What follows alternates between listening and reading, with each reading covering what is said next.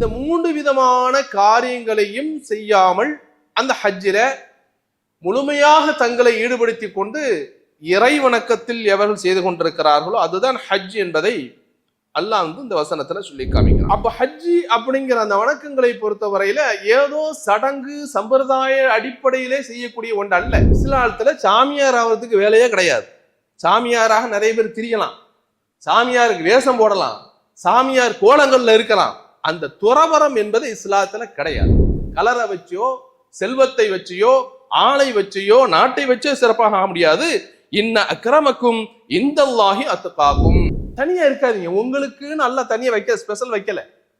உணவுகள்ல வச்சிருக்கலாம், பிளைட்ல என்ன பிசினஸ் கிளாஸ் வேற வேற இடங்கள்ல உங்களுக்கு தனித்தனியாக நினைச்சிருக்க அந்தஸ்துகள் கொடுக்கப்படலாம்.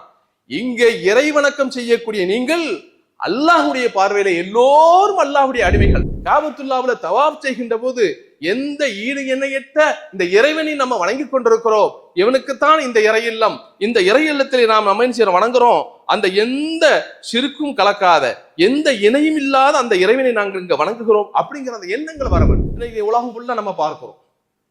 எவ்வளவு பெரிய உயர்வான உலகத்துல பதவியை அடைந்தாலும் கடைசிய மனுஷன் அவனை உரசி பார்க்கறது எங்க தெரியுமா உரசி பார்த்துறான்?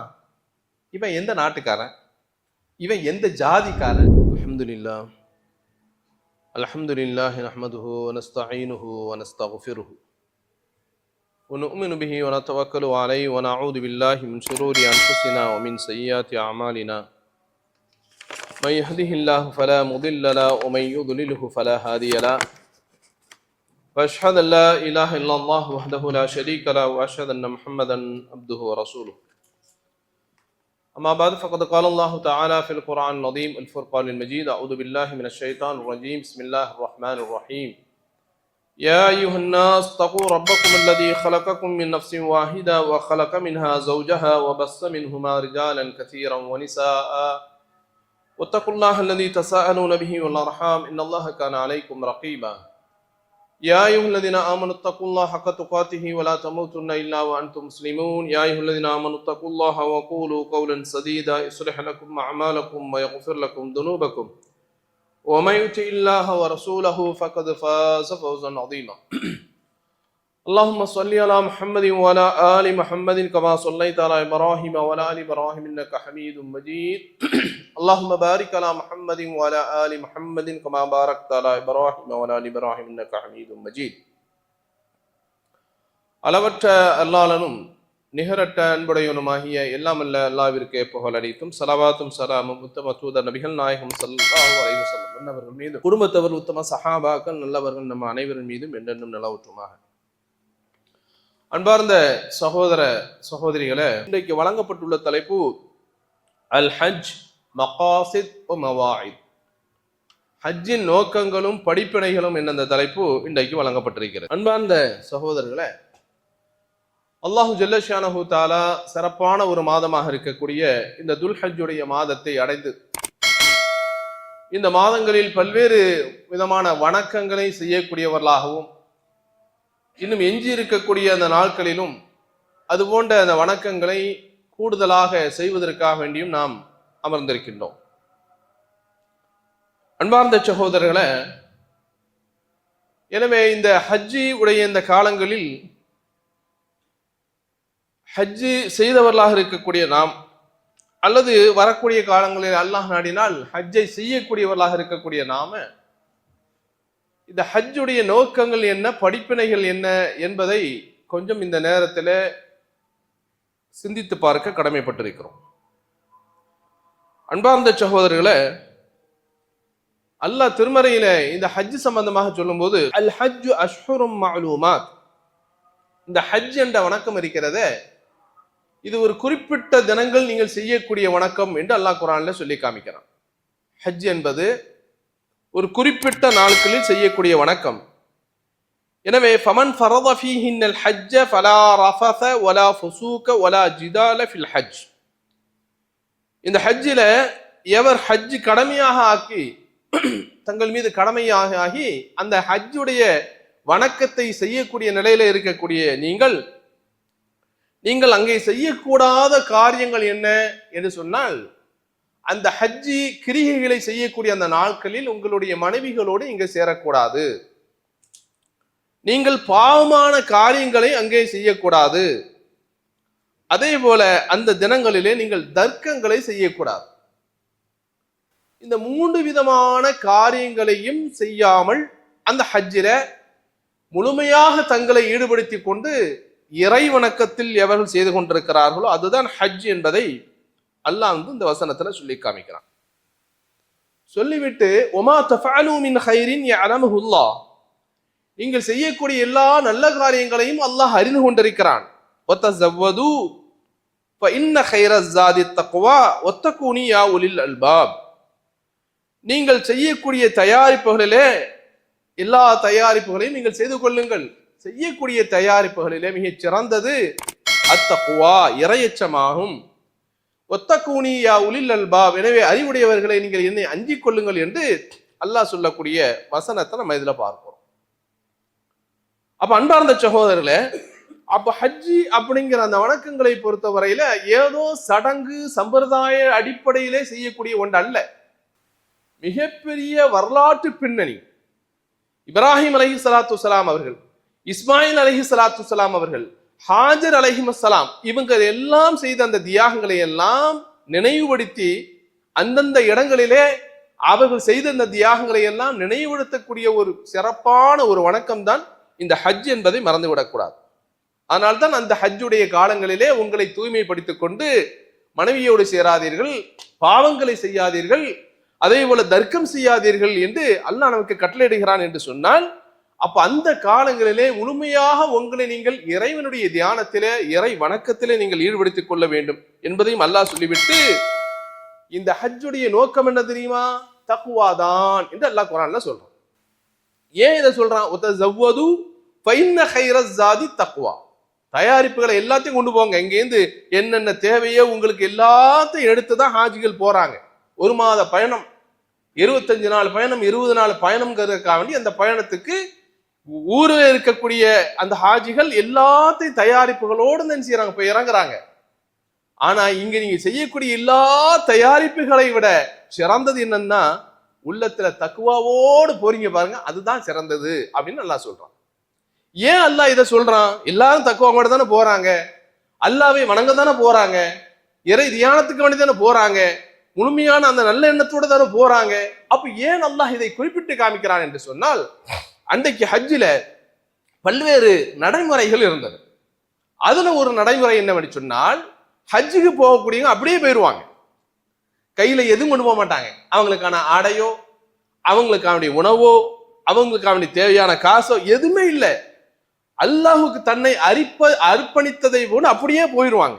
போயிட்டு அந்தந்த நேரங்களில் அவர்களுக்கான உணவுகளை அங்கே எங்கே விநியோகம் செய்யப்படுகிறதோ, இலவசமாக கொடுக்கப்படுகிறதோ அந்த உணவை வாங்கி கொண்டு சாப்பிடுவாங்க. அப்ப அவங்க என்ன நினைச்சுக்கிட்டாங்கன்னா, நாமெல்லாம் ஒரு துறவிகள், ஹஜ்ஜுக்கு வரக்கூடிய நம்ம யாத்திரிகர்கள் நாம் இறைவனுக்கான துறவிகள், எனவே எதுக்கும் தயாராக நாங்கள் வரமாட்டோம், முழுமையாக எங்களை வணக்கத்தில் ஈடுபடுத்தி கொண்டு தேவைப்பட்டா சாப்பிட்டுக்குவோம், தேவைப்பட்டா தூங்கிக்குவோங்கிற மாதிரியான ஒரு துறவி எண்ணம் அன்னைக்கு இருந்தது. அதை உடைக்கத்தான் அல்லாஹ் சொல்றான், எல்லாத்தையும் கொண்டு போங்க, அதுக்கு மேல சிறந்தது என்னன்னா தக்வாதான். அப்ப இஸ்லாத்துல துறவரம்ங்கிறதே கிடையாதுங்க. இஸ்லாத்துல சாமியார் ஆகிறதுக்கு வேலையே கிடையாது. சாமியாராக நிறைய பேர் திரியலாம், சாமியாருக்கு வேஷம் போடலாம், சாமியார் கோலங்கள்ல இருக்கலாம். அந்த துறவரம் என்பது இஸ்லாத்துல கிடையாது. அதனால்தான் அல்லாஹ்வுடைய தூதர் ஸல்லல்லாஹு அலைஹி வஸல்லம் அவர்கள் இந்த துறவரத்துக்கு எதிராக பல்வேறு செய்திகளை சொன்னார்கள். இஸ்லாத்துல நீங்கள் துறவரம் கொள்ளவே முடியாது. இந்த உலகத்துல பிறந்துட்டீங்கன்னா இன்பங்களையும் துன்பங்களையும் கஷ்டங்களையும் எல்லாத்தையும் அனுபவிச்சுதான் ஆகணும். அது பிள்ளைகள் மூலமாக, மனைவிகள் மூலமாக, பெற்றோர்கள் மூலமாக, உறவுகள் மூலமாக, நண்பர்கள் மூலமாக, இப்படி எல்லா வகையான காலகட்டங்களையும் அனுபவிக்கக்கூடியவனாகத்தான் ஒரு மூமின் இருக்க முடியும். அதனால்தான் இந்த உலகத்துல வந்திருக்கக்கூடிய இறை தூதர் எல்லாத்துக்கும் எல்லாம் திருமணத்தை பிடிச்சு வச்சான். ஏன்? திருமணத்தை முடிச்சாதான் அவங்களுக்கு கஷ்ட நஷ்டம் தெரியும். அந்த வாழ்க்கையை நீங்கள் மேற்கொள்ளாமல் நீங்கள் வாழ்க்கையில கஷ்ட நஷ்டத்தை பார்க்க முடியாது. அப்ப அதனாலதான் துறவரம் என்பதே கிடையாது. அல்லாஹ்வை வணங்கவும் வேண்டும், அதே நேரத்துல கண் விழிக்கவும் வேண்டும், தூங்கவும் வேண்டும், நோன்பு வைக்கவும் வேண்டும், நோன்பு இல்லாத நிலையும் இருக்க வேண்டும். இரவிலே கண் விழிக்கவும் வேண்டும், தூங்கவும் வேண்டும். எப்படிங்கிற இந்த கொள்கையை இஸ்லாம் வந்து என்ன செய்யுங்க சொல்லி தருகிறது. காரணம் என்னன்னா, துறவரம் என்பது கிடையாது, அது சக்சஸ் அல்ல, அது ஒரு தோல்வியான வாழ்க்கை, அது ஒரு போலியான வாழ்க்கை. அதுக்கு இஸ்லாத்துக்கும் சம்பந்தமே கிடையாது. இறைவனை வணங்கக்கூடிய நேரத்துல வணங்கு, வணங்காமல் இருக்கக்கூடிய நேரத்துல வணங்காம இரு. உழைக்கக்கூடிய நேரத்துல உழைச்சிக்கா, அல்லாவை வணங்கக்கூடிய நேரத்துல வணங்கிக்கோ, மனைவியோடு சேரக்கூடிய நேரத்துல சேர்ந்துக்கோ, சேராமல் தனித்திருக்கக்கூடிய இடத்தை தனித்திருத்துக்கோ என்று சொல்லக்கூடிய மார்க்கம் இதுங்கிறத இஸ்லாம் ஆணித்தரமாக சொல்கிறது. எனவே எந்த வகையிலும் உங்களிடத்துல துறவர எண்ணம் வந்துவிடக்கூடாது. நான் திருமணம் முடிக்க மாட்டேன், நான் யாரோடையும் சேர மாட்டேன், நான் தனித்திருப்பேன், எந்த பழக்க வழக்கம் எனக்கு வேணாம், மக்களோடு சேர மாட்டேன், தனி அறையில இருப்பேன், இருட்டறையில இருப்பேன், யாரோடும் பேசி சிரிக்க மாட்டேன், யாரோடும் பழக மாட்டேன் என்று ஒருவன் சொல்கிறான் என்று சொன்னால் அவன் மூமின் அல்ல, அவனுக்கு இஸ்லாத்துக்கும் சம்பந்தம் இல்லை. அப்ப இஸ்லாம் ஒன்றை தெளிவாக சொல்கிறது, துறவரம் என்பது கிடையாதுங்கிறதுனால தான் எல்லாத்தையும் கொண்டு போங்க, அதுல உங்களோட உணவுகளையும் கொண்டு போங்க, அதே நேரத்தில் கொண்டு போகக்கூடிய பொருளுக்குள்ள தக்குவா சிறந்தது என்று இஸ்லாம் சொல்லுகிறது என்பதை நாம் மறந்து விடக்கூடாது. இது ஒரு செய்தி. அடுத்ததாக அன்பார்ந்த சகோதரர்ல, இந்த ஹஜ்ஜில தான் அல்லாஹ்வுடைய தூதர் ஸல்லல்லாஹு அலைஹி வஸல்லம் சொன்னார்கள். இந்த ஹஜ்ஜுடைய சம்பவங்கள்ல ஒரு சம்பவம் நடந்தது. யா அய்யுஹன் நாஸ் இன்ன ரப்பக்கும் வாஹிதுன், மக்களே உங்களுடைய இறைவன் ஒரே இறைவன் தான், பல இறைவன் அல்ல, கலர் கலரான இறைவன் அல்ல, நாட்டுக்கு நாடு இறைவன் அல்ல, மதத்துக்கு மதம் இறைவன் அல்ல, உங்களுடைய இறைவன் ஒரே இறைவன் தான். அலா லா ஃபதல் லி அரபியின் அலா அஜமியின், ஒரு அஜமியை விட ஒரு அரபிக்கு எந்த சிறப்பும் இல்ல, வலானி அஜமியின் அலா அரபியின், அரபியை விட அஜமிக்கு எந்த சிறப்பும் இல்ல, வலா அஹ்மர அலா அஸ்வத, கருப்பனை விட வெள்ளையனுக்கோ வெள்ளையனை விட கருப்பனுக்கோ இந்த மார்க்கத்தில் என்ன கிடையாது, சிறப்பு கிடையாது. இல்லா பித்தக்குவா, இறையச்சத்தை கொண்டே தவிர. இறையச்சத்தினால்தான் ஒரு மனிதன் உயர்வாக ஆக முடியும். அல்லாவிடத்துல கலரை வச்சோ செல்வத்தை வச்சியோ ஆளை வச்சியோ நாட்டை வச்சோ சிறப்பாக ஆக முடியாது.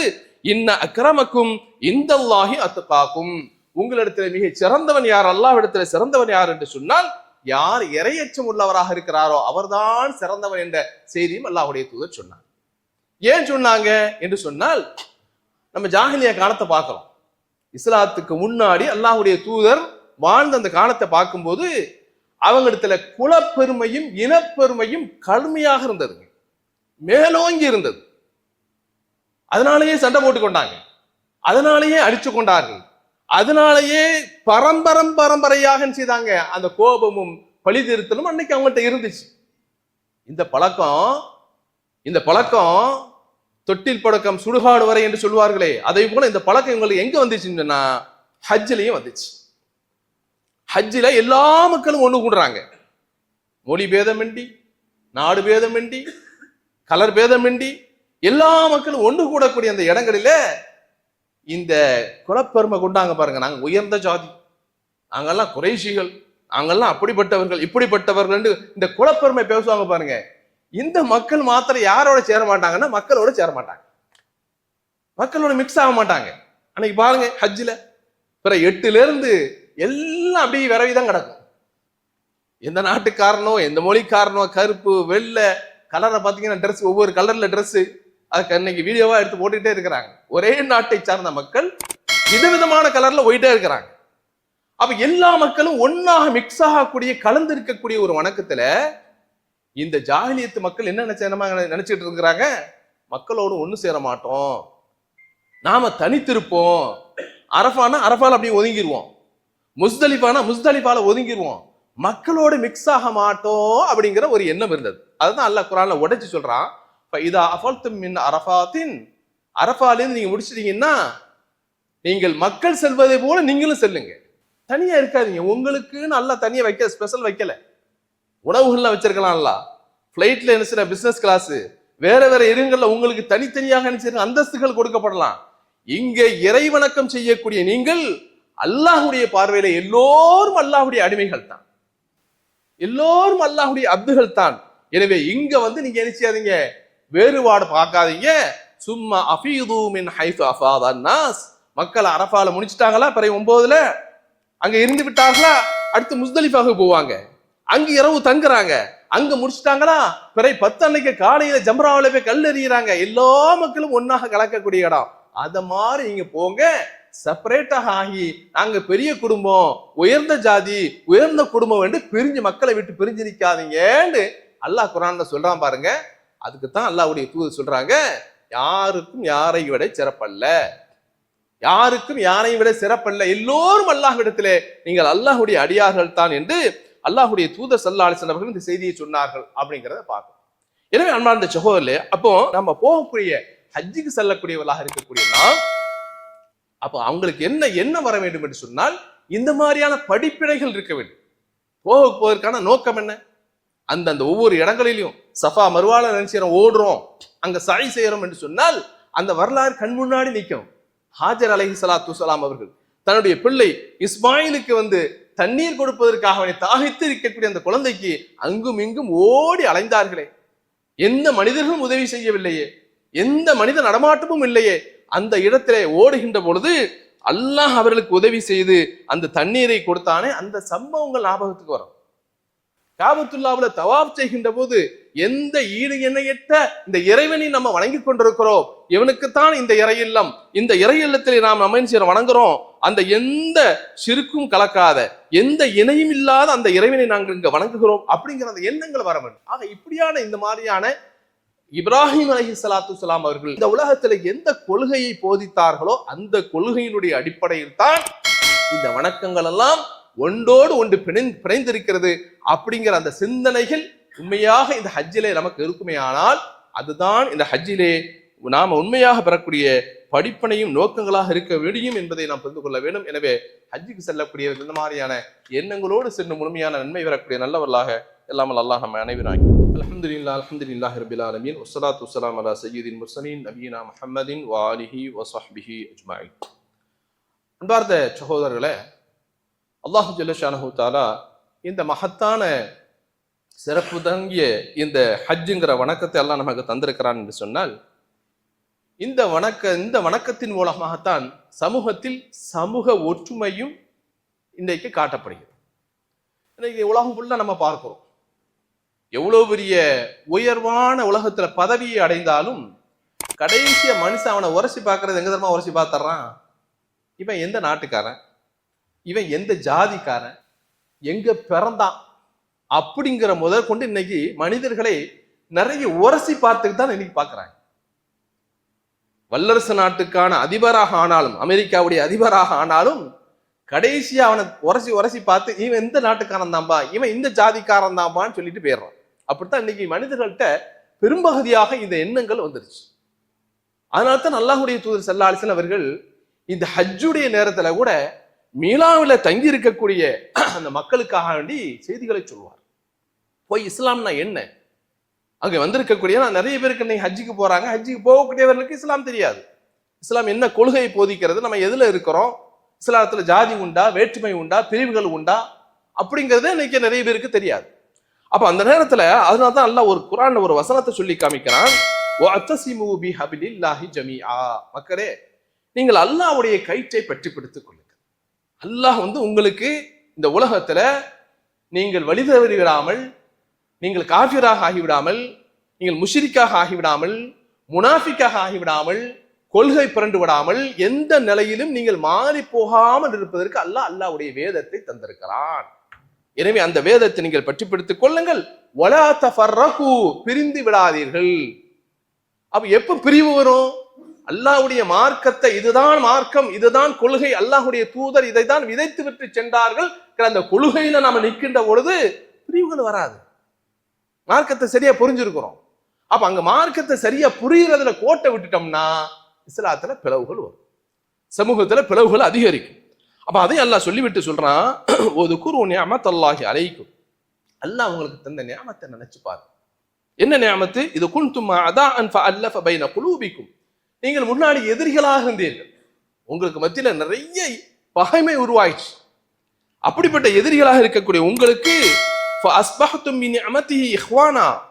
அல்லாஹ் உங்களுக்கு இந்த இஸ்லாம்ங்கிற அந்த மார்க்கத்தை அல்லாஹ் உங்களுக்கு வழங்கி நேர்வழியை தந்து பகைவர்களாக இருக்கக்கூடிய உங்களை எல்லாம், உங்களுடைய உள்ளங்களை எல்லாம் அல்லாஹ் ஒரே கோட்டின் கீழ் கொண்டு வந்து ஒன்றிணைத்தான். அதனால் நீங்கள் நண்பர்களாக, நீங்கள் சகோதரர்களாக நீங்கள் மாறிவிட்டீர்கள். ஒகுந்தும் அலா ஷஃபா ஹுஃப்ரத்தி மினன்னார், நீங்கள் இதற்கு முன்னால் இந்த இஸ்லாத்தை ஏற்றுக்கொள்வதற்கு முன்னால் நீங்கள் மரணித்தீர்கள் என்று சொன்னால் அல்லாஹ்வுடைய விதியின் அடிப்படையில் நீங்கள் காஃபிர், நீங்கள் நரகத்துக்கு செல்லக்கூடியவர்கள். ஏன்னா உங்கள்ட்ட ஈமான் இல்லை, இஸ்லாம் இல்லைங்கிற காரணத்தினால் நீங்கள் இறந்தால் நீங்கள் கடைசியாக செல்லக்கூடிய இடம் நரகம்தான். அப்படிப்பட்ட நரகத்தினுடைய விளிம்பில் இருந்த உங்களை அல்லாஹ் இந்த ஈமானை கொண்டு காத்திருக்கிறார். இந்த ஈமானை கொண்டு அல்லாஹ் உங்களை காத்து, இந்த ஈமான் நிலையில இந்த உலகத்திலே நீங்கள் உயிரை விட்டீர்கள் என்று சொன்னால் மறுமையிலே உங்களுக்கு மகத்தான சுவனம் உண்டு என்று நற்செய்தி சொல்லக்கூடிய மகத்தான இந்த ஈமானை தந்திருக்கிறான். அதையெல்லாம் நீங்கள் நினைத்து பார்க்க மாட்டீர்களா என்று குர்ஆனிலே ஒரு வசனத்தில் அல்லாஹ் நம்மை கேட்கிறான் என்று சொன்னால், அல்லாஹ்வுடைய தூதர் ஸல்லல்லாஹு அலைஹி வஸல்லம் அவர்கள் இதைதான் மக்களுக்கு பிரச்சாரம் செய்தார். எந்த மக்கள் பிளவுண்டிருந்தார்களோ, விரோதிகளாக இருந்தார்களோ, குழுக்களாக பிரிந்திருந்தார்களோ, அந்த மக்களை எல்லாம் ஒன்றிணைத்து நாம் ஏற்றுக்கொண்ட மார்க்கம் அல்லாஹ்வுடைய மார்க்கம். இந்த ஈமானுக்குள்ள வாருங்க, அல்லாஹ்வுடைய வேதத்தை கட்டிப்பிடித்துக் கொள்ளுங்கள், அதிலேயே வாழுங்கள் என்று அல்லாஹ்வுடைய தூதர் ஸல்லல்லாஹு அலைஹி வஸல்லம் அவர்கள் ஒன்றிணைத்த தந்த மார்க்கம். இந்த மார்க்கத்தை அப்படியே பிரதிபலிக்கக்கூடியதுதான் இன்னைக்கு இருக்கக்கூடிய ஹஜ்ஜுங்கிற வணக்கம் என்பதை நாம் மறந்துவிடக்கூடாது. எனவே அன்பார்ந்த சகோதரர்களே, அப்ப இதையெல்லாம் நம்ம என்ன செய்யணும், புரிந்து நடக்க வேண்டும். இந்த உலகத்துல அல்லாஹ் நமக்கு தந்திருக்கக்கூடிய வாய்ப்பு நல்ல ஒரு வாய்ப்பு. அல்லாஹ்வுடைய வேதத்தோடு ஒன்றிணைந்து அல்லாஹ்வுடைய மார்க்கத்தை பின்பற்றி அதன் அடிப்படையிலே வாழ்ந்தோம் என்று சொன்னால் அல்லாஹ்வுடைய தூதர் ஸல்லல்லாஹு அலைஹி வஸல்லம் சொன்ன அந்த சொர்க்கத்திற்கான அந்த வாய்ப்பு நமக்கு இருக்கிறது என்பதை நாம் மறந்துவிடக்கூடாது. எல்லாம் அல்லாஹ் ஜல்ல ஷானஹு தஆலா அந்த மார்க்கத்தை முழுமையாக கடைசி வரை பின்பற்றி அந்த மார்க்கத்திலே வர்ணிக்கக்கூடிய நல்ல வாக்கியத்தை நம் அனைவருக்கும் தந்தல்வானாக. வாகனம்